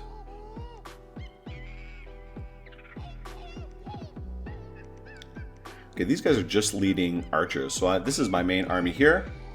I guess I can keep all these guys together, like why not? Maybe I'll split this group of Bandar up and give some to this guy. Okay, that's pretty good. I think that's enough. That's pretty nice. So we'll just keep this army together, I guess. Maybe some of the Yakshas can go out and do some other things later. I don't know. Let's get this guy a couple more air gems. Okay, that's pretty good. Yeah, we'll get these guys to deal with Ulm around here and take out these areas. Okay, so take out that one, take out this one, and maybe go for Vongar as well to take out his last fort. Okay, this is growing a little bit better now, so let's end the turn here. Oh, and I remembered I wanted to do something with this force. Yeah, I forgot about that. Okay, so let's get these guys out of here at least. Okay, there we go. So send these guys out. I think I sent this guy out by accident on his own, and these guys didn't join him. So that's kind of a pain. And I should remember to recruit gurus again, not just commanders. And also get some more actual like troops. Okay, that's good. Just do that every turn, that's fine. Okay, so that's pretty good. These guys will meet up. I might send another guru along with them just to give some support, some mage support. And this guy can move in here to pick up another army, and we'll send another army out somewhere to go deal with Ulm or Satis or something. Ulm is a little bit more annoying. Even though I've taken his capital, he's a little bit more of a pain in the ass, and his troops are much, much better. But he's not going to be able to recruit as many now that I've taken his capital. All right, let's end the turn here. Battle in here, battle here, went well. Yeah, everything's rolling back now. Non-aggression pact with Abyssia, that's great. 2 sites found, excellent. Okay, I think one of my mercenaries went to join Satis, which is bad. Hellhooves, right? I think they went to join Satis, which is not great, but whatever. I also need to remember to actually put some province defense in these areas. I think some of them I forget. I put only like 1 province defense, and then they get taken very quickly. Okay. Alright, so not much else to go on here. I think I'm just slowly grinding out this game now. Okay, let's get all these guys to move out. And what else can we do here? Let's see if we can get this guy to cast some spells as well. I need to level up my Thaumaturgy to start getting Soul Slay if possible. Yeah, let's get these guys here. That's fine. Okay, we'll send these guys out, see how the Gunvaharas do against whatever. Maybe I'll go take out these werewolves again and rebuild my fort that was building here already. Okay, can I get any more mercenaries? Armored Fist of God. Let's get these guys somewhere over here to hopefully deal with maybe Satis or someone else. I think I will recruit them here, actually. Tiger Riders running in the back, attack rearmost, that's fine. And we'll give them some kind of priest to go with them. I don't have any priests. This, like I said, this is the big problem with Bandar. You really want to have a lot of priests, but you don't. So you're often in this situation where you just have nobody to like actually bless anyone. Okay, let's see. Oh, I got a fort here. Wow, look at that. So I got a free fort there. That's great. And I can't really recruit anything here though. But maybe I will build... actually, while I'm here, maybe I'll just build something. Let's build... can I build a temple here? Oh, no, I don't have enough money. So let's wait another turn. I think I'm actually going to swap these two out. I want this guy to be site searching. So I'm going to have him go site searching. I'll have this Yaksha go join him in the south. And that'll be a pretty good trade-off. Okay, Conjuring 6 is going to come soon. That'll be great for me. And these guys are going to start moving out. Okay, that's not bad. Let's end the turn here. Oh, and these guys should do something. So let's get these guys to move against this other fort of Ulm. And then hopefully we can knock Ulm out of the game. Alright, you can build something. Oh, I can't afford it, so that's fine. And this guy was actually doing something, right? He was building the castle. Oh, he can't afford it. Okay, so either way, can't do anything. Let's end the turn. Okay, a few battles in Ulm. Uh-oh, someone attacked Ulm. Battle here. Went well, but I have to go back to save Ulm again. Got Conjuration, good. And this has been breached, so maybe I'll raid that fort in a minute. Let's get this guy to build something here. Let's build a lab and a temple for the time being. This guy can also build a lab and temple here. And oh my god, losing all these guys to like indies. Werewolves and what is this? Knights. Okay, let's fight the werewolves. I need to get some like Macardas or something to screen those knights before I actually do anything with them. Oh, I forgot about this. Yeah, so I'm stuck in this like corner here.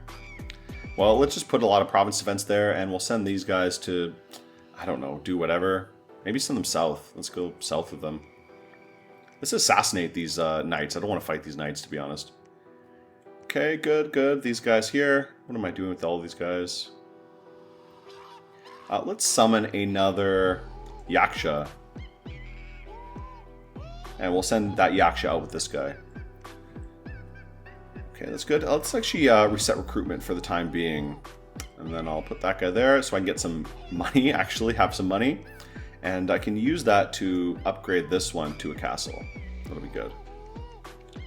Alright, this force, hopefully they can deal with the werewolves. We'll hopefully see if they can do that. I hope the Ganbaharas don't all die. Oh yeah, this guy, I forgot I was sight searching with him, yeah.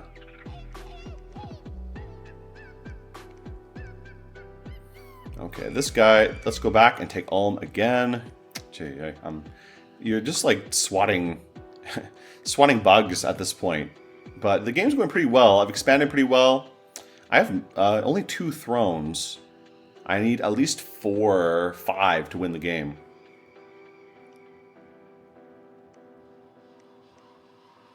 Okay, yeah, I'm going to have these guys go. I think I may end the video here soon. We're getting pretty good into the game. Like, I think I'm doing pretty well, just rolling through things. I'm going to have a big battle with Satis here. He may attack me there, but maybe not. Let's actually see how this battle's set up. I'm going to have these guys all go in first. Attack, yeah, that's good.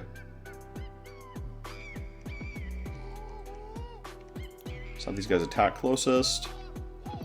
And I'll have all these guys just do buffing and stuff like that. That's fine. This guy can attack rear. That's okay. All right, pretty good setup. Let's just see if this siege goes well. Let's attack the siege.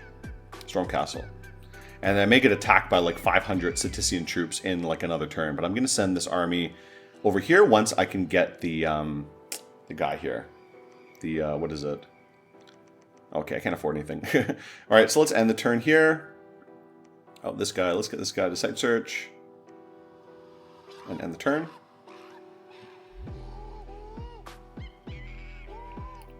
Okay. Battle Ulm, got kicked out of Ulm. And here against the werewolves went pretty well. Failed to capture the fortress. Damn, again. Lost all the Bandar warriors. Holy shit, what do they even have here? Is it just because he had, like, the summoning? What happened here? He barely has any units here. Like, what the fuck happened? Are these city guards just that good? Oh, damn, look at that poison. Ah, boy. Yeah, that sucks, dude. Oh, no. Poison slingers. Oh, boy. That's why. Oh, man. That wrecked that army. Holy shit, that was terrible. I gotta think of a better plan then. That's no good. These guys. Okay, these guys gotta retreat back here somewhere. Let's send these armies out. I gotta somehow deal with that if I can. Okay, let's arm these guys up a little bit more. Let's give some of these guys to the Yaksha as well. And then do some other stuff. I'll figure out what to do with them in a little bit. Maybe do Moz the Earth might be pretty good. I need something that can deal with the poison. So I need I need to research enchantment, to be honest, to get some poison resist. And then I can get some of my big earth mages out there to do that. But, ooh, that's a problem against Satis. I'm really going to need something to deal with poison then. So I'm not going to go attack him for the time being. Let's do something just like temper armors a couple times. And then maybe just group stone skin. Okay, just cast spells, that's fine. Okay, so just a very basic setup there. We'll send these guys out. I don't really want to go attack Satis now. That really sucks that that's there. But he's sending a big army over there, so I should send this force over to go support them. And these guys can go back and pick up a few more troops. And, oh, I don't know. That was so bad. That was terrible. Let's send these guys south then. Let's go deal with Ulm. Jeez, okay, this is becoming a mess. A big mess at the moment. Let's put a ton of support on Ulm so I don't have to worry about them at all. Like 40. There, okay. That hopefully will keep any kind of AI away. So dramatic sites, yes. Right, pretty good. Oh boy, this is a big pain though. And where's the Ganbaharas? I didn't even see this battle, if this battle went well. Was that battle this turn, or did I miss it? Oh, this was it. Okay, let's see how the Ganbaharas did. It looks like they did pretty well, but against like crappy units, so it doesn't really show off their ability that well. And oh, the Atavi are running in. That's not good. It looks like they just tear them up, which is great. Yeah, they really tear them apart. So Ganvahars are so good. This army is going to have to go somewhere, but that poison issue with Satis is bad. That's so bad. Oh boy, like that sucks a lot. Okay, we'll see what I can do with some of these. We got to manage this a little bit more. Okay, so let's check out our research. Let's research some thaumaturgy. Maybe we should do that first. And what I want to get is the poison. Where's the poison resist? Is it in thaumaturgy or is it in somewhere else? Sorry, not thaumaturgy. Enchantment. That's the one I need. I need enchantment, Gift of the Serpent, and poison ward. This will be good. So let's actually research enchantment a little bit to get to, what is that? Level 4 for poison ward? Okay, let's do that. So maybe we'll do that before blood magic. Blood magic might have to wait a little bit. What am I doing for evocation 4? What do I want here? I don't even know what I'm researching this for. Oh yes, Blade Wind. Yes, that was actually good. So let's actually get Blade Wind because that's going to come in one more turn. And then I'll get enchantment to hopefully get poison ward. And that should help me deal with the poison from Satis because that sucks. That ruined my whole battle there. Oh, and this guy should be recruiting. Jeez, I need to remember to recruit everywhere. Yeah, let's send one of these guys down here to actually build a temple. And then these guys can move out to fight whatever. Let's do this guy. Cast a Blessing.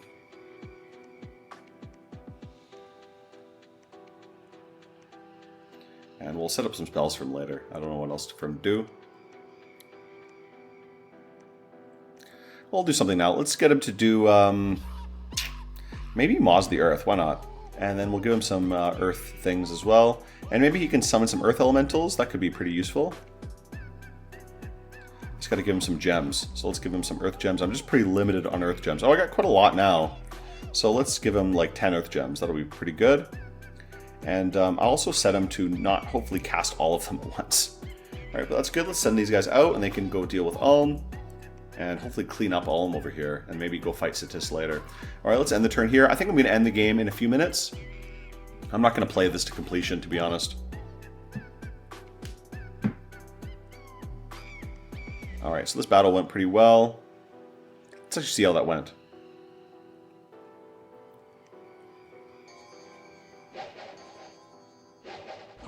Yeah, this is just against province defense, so this is like nothing. And this went pretty well. Like, I have the Tramplers. Once you get to mid to late game, I find Earth Elementals are just better at trampling than Elephants. So, there's not really any point to worry about Elephants at that point. Okay, Commander of Ulm. And Inquisitor is still being a pain in my ass. Where's this guy? Okay, this little army is being a pain in my butt. Let's send these guys to chase them around, I guess. And these guys can finally make their way over to this province and hopefully capture that fort. Okay, I need to manage everything I'm doing here. This guy just site search. These guys, I think I'll just get them to camp out on this fort. And wait a little bit too, so I can actually get some things going on. Okay, what am I doing here? Let's see what I can remember what I'm doing. Archers. Okay, let's give this guy more archers. This guy can go join in a minute too. And this army can also move into Satis. Oh, and this guy I want to have assassinate. So let's assassinate every enemy commander. Alright, so pretty good. I think that's everything I'm doing. I kind of forget what I'm doing all the time. Let's send this guy over. I don't want him to go here because I think this army might move there in about a turn. So I'm going to actually have him go up here and site search a little bit. Okay, all pretty good. I don't even know what I'm doing in half these provinces, to be honest. This guy, I want to build a temple there. This one, I can start recruiting something now. Alright, that's good. Let's actually get some recruits here for this army. Let's get some longbows. That'd be nice. Actually, maybe even knights might be good. Always good to look out for indies, what indies you have. I can't really recruit that many, though. Because this stupid fort, honestly, this stupid fort, like, ruined my income. Because it popped up right between my capital and this fort. So I have this string of forts that are all sucking resources from each other. Which is kind of a pain in the ass. Alright, this guy's searching, these guys moving, that's good. Okay, yeah, I don't know what else to do right there. Let's just end the turn. And I think I'll do one more turn after this one, and then I'll end off here. Yeah, battle in Dark Woods, battle in Work Enum, Vilkes, and Vlongar. Alright, good. All pretty good. Enchantment's going well. A lot of slaves coming in. Assassination went well too. Okay, everything's going pretty good.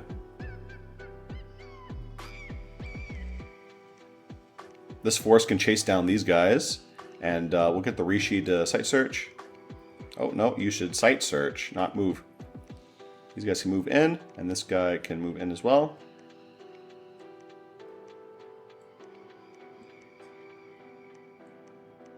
Okay, and this guy here, let's get this guy to, he site searched here already, let's get him to search all these other places as well. And this guy can keep assassinating until there's no one left there, that'll be good. Okay, everything's moving on, let's get these guys to move on too. Let's attack this fort. Alright, just everything, just cleanup time basically, this is all just cleanup time. I wonder if I should take... I guess I won't even bother with the rest of Ulm. Just, like, take his fort, and these will turn into random indie provinces anyways. Okay, so I think these guys are stuck here. I don't think they can fight all the province defense sitting here. And I should actually be recruiting. Oops. I need to... let's send actually this guy. I'll let him search there. And then he can... actually, I should send this there. Let's make a temple here so I can actually recruit from here.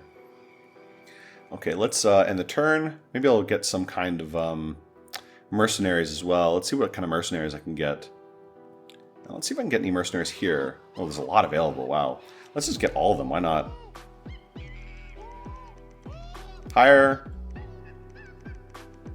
Hire.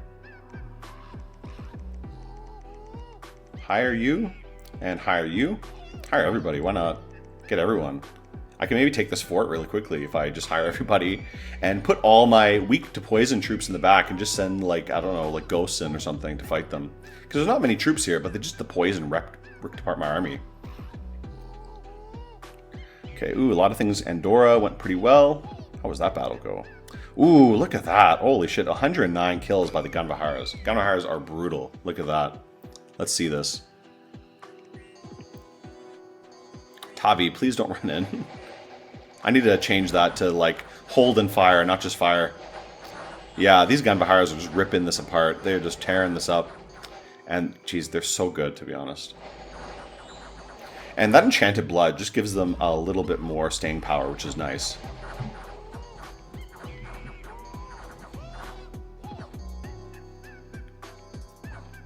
Alright, yeah, there we go. That's brutal.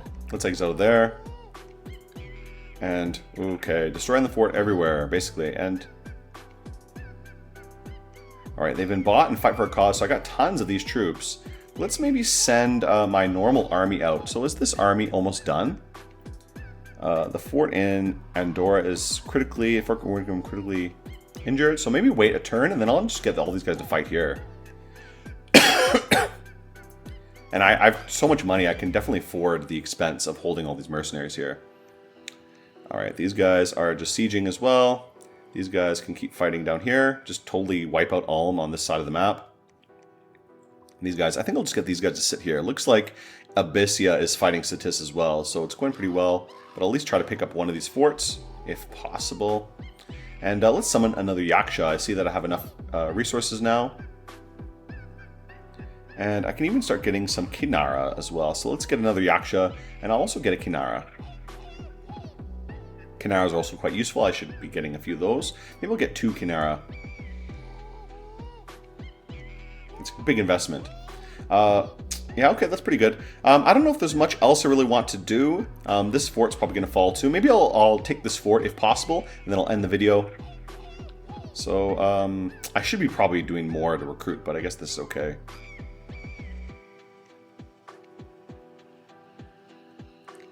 Oops, someone fought me here. Who attacked me there? What the heck? What province is this?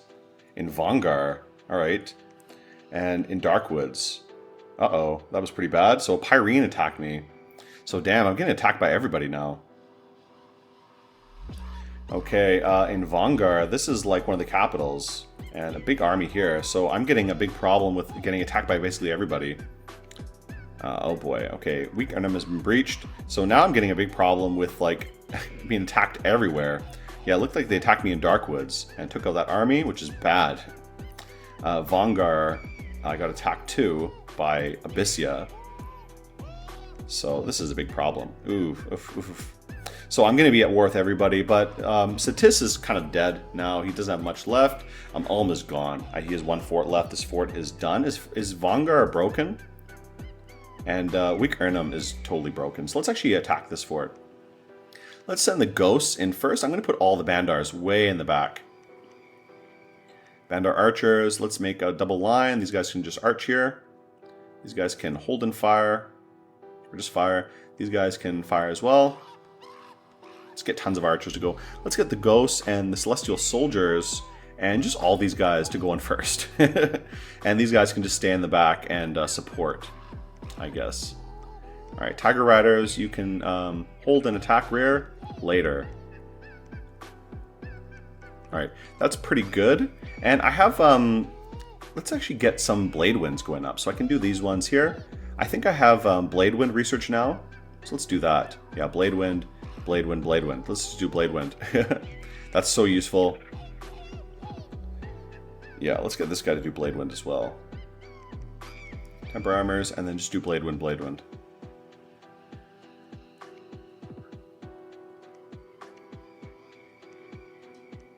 Alright, good. So let's get these guys to just cast like Blade Wind a dozen times, and we'll see how that goes. We'll see how this battle goes. This guy can cast spells. I don't know what spells he's going to cast. This guy just hold and fire missile weapon. This guy just stay behind troops. That's fine. Okay, that's pretty good. These guys are actually regenerating, so maybe they can deal with the poison. The ghosts don't give a shit. And these guys are, I don't know, I don't care about them either, so they can just run it as well. So hopefully the mercenaries can deal with that, and then I can take that fort. Let's see that battle, and then I think I'll end the video here, because things are getting pretty messy. It's going to just be a long slog of a game. And I also have some Kanara. Actually, let's send some of the Kanara in here to support. Oh, no, I can't. So sorry. I have to send them before, because if I send them in, they won't be able to join in. But I'll send the Kanara in later for something. Okay, last battle here. Oh, I forgot to actually attack, so uh-oh. Alright, battle in Vongar again. They keep attacking me with their just crap, I guess. Okay, so I forgot to actually attack, so let's actually attack with these guys. So I'm the castle, and I should also remember to bid for all these guys.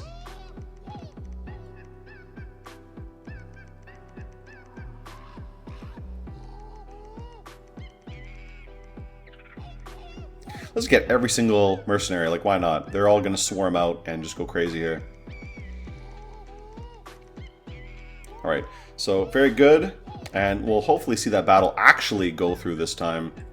And I should actually be doing something, to be honest. I should be recruiting in everywhere, honestly. Here I should be recruiting. Here I should be getting more gurus. I should be getting everything everywhere, jeez. Here I should be getting more units too. Let's start getting more Bandars again.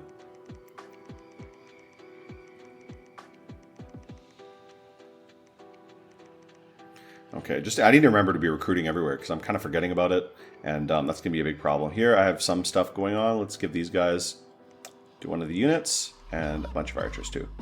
Alright, we'll send this guy out later with some troops, and maybe we'll send out these demons too. They can go with somebody. Maybe one of these guys to be a little elite force.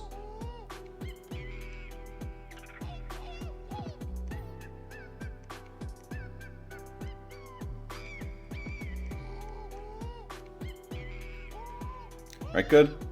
Okay, so that'll be a nice little force to go out later. We'll send these guys out somewhere. I don't know what to fight against. Pyrene has an agreement with me, so I don't know why they can attack. I guess because this is technically Ulm's territory. Let's end the turn. This will be the last turn for sure. And if I can take Weak Urnum or not, we'll just end it there.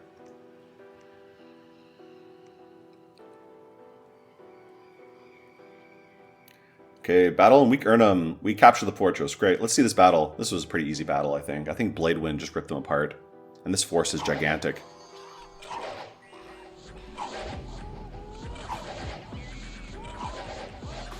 Yeah, look at that. Blade Wind, and then just tons of arrows coming. Just rip them apart. They're all gone. Yeah, so that was easy. No problem there. Okay, so I think we're gonna end the turn here. I got a ton of mercenaries now, huge army of mercenaries here to just like push out and rip Satis apart. But you know, this game is just gonna be a long grind from here on out. So I think I'm gonna end the video here, and I'll hopefully see you guys again next time. So goodbye, guys.